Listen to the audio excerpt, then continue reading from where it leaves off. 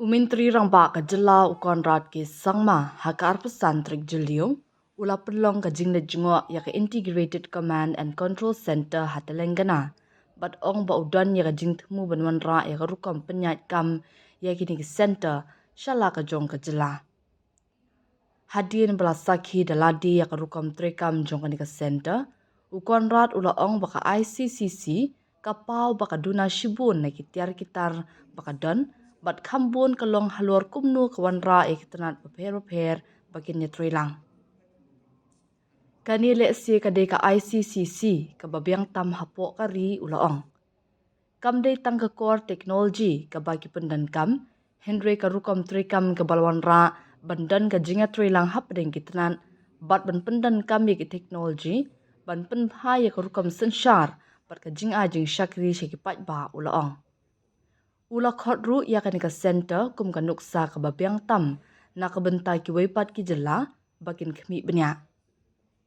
na kata ka daw ngalawan hi daladi ban pithu eki kam bala tre ha kanika ICCC ula ong ha benram baka Meghalaya menta kan sedang lang ya kanika rukom trekam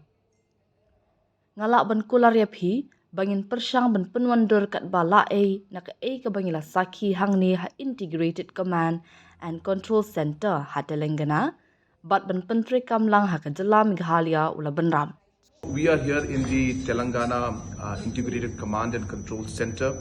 and without any doubt this is most probably one of the best integrated command and control centers in the country, because it's not just the technology that they are using out here, but it is the system that they have developed to really coordinate and really ensure that the aspect of governance is improved and made better